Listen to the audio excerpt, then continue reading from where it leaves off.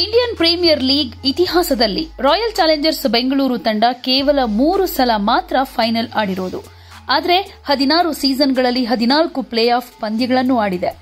ಈ ಟೈಮ್ನಲ್ಲಿ ಎಲಿಮಿನೇಟರ್ ಪಂದ್ಯ ಆಡಿದ್ದು ಕೇವಲ 4 ಸಲ ಮಾತ್ರ. ಆರ್ಸಿಬಿ ತಂಡ ಮೊದಲ ಬಾರಿಗೆ ಎಲಿಮಿನೇಟರ್ ಪಂದ್ಯ ಆಡಿದ್ದು 2015ರಲ್ಲಿ. ಈ ಪಂದ್ಯದಲ್ಲಿ ಆರ್ಸಿಬಿ ಮತ್ತು ಆರ್ಆರ್ ತಂಡಗಳು ಮುಖಾಮುಖಿಯಾಗಿದ್ವು.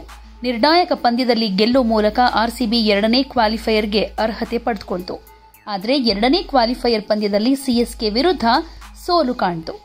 ಇನ್ನು 2020ರಲ್ಲಿ ಆರ್ಸಿಬಿ ತಂಡ 4ನೇ ಸ್ಥಾನದೊಂದಿಗೆ ಎಲಿಮಿನೇಟರ್ ರೌಂಡ್ಗೆ ಎಂಟ್ರಿ ಕೊಟ್ಟಿತು. ಸನ್ ರೈಸರ್ಸ್ ಹೈದರಾಬಾದ್ ವಿರುದ್ಧ ನಡೆದ ಈ ನಿರ್ಣಾಯಕ ಪಂದ್ಯದಲ್ಲಿ ರಾಯಲ್ ಚಾಲೆಂಜರ್ಸ್ ಬೆಂಗಳೂರು ತಂಡ 6 ವಿಕೆಟ್ಗಳ ಸೋಲು ಕಾಣಿತು.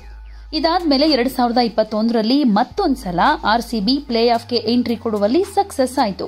ಆದರೆ ಎಲಿಮಿನೇಟರ್ ಪಂದ್ಯದಲ್ಲಿ ಕೋಲ್ಕತಾ ನೈಟ್ ರೈಡರ್ಸ್ ವಿರುದ್ಧ ಆರ್ಸಿಬಿ ತಂಡ ಜಯ ಗಳಿಸೋದಕ್ಕೆ ಫೇಲ್ಯೂರ್ ಆಯಿತು. ಇನ್ನು 2022ರಲ್ಲಿ ಮತ್ತೊಮ್ಮೆ ರಾಯಲ್ ಚಾಲೆಂಜರ್ಸ್ ಬೆಂಗಳೂರು ತಂಡ ಪ್ಲೇ ಆಫ್ಗೆ ಎಂಟ್ರಿ ಕೊಡುವಲ್ಲಿ ಸಕ್ಸಸ್ ಆಯಿತು. ಅಂದು ಆರ್ಸಿಬಿ ತಂಡಕ್ಕೆ ಎದುರಾಳಿಯಾಗಿ ಸಿಕ್ಕಿದ್ದು ಲಕ್ನೋ ಸೂಪರ್ ಜೈಂಟ್ಸ್.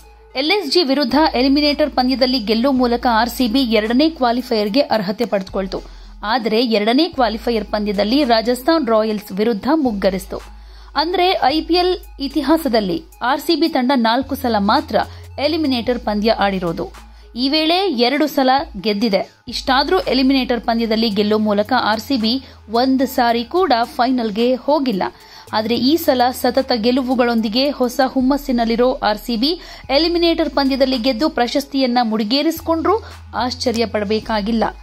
ಹಾಗಾಗ್ಲಿ ಅನ್ನೋದೇ ಅಭಿಮಾನಿಗಳ ಆಸೆ.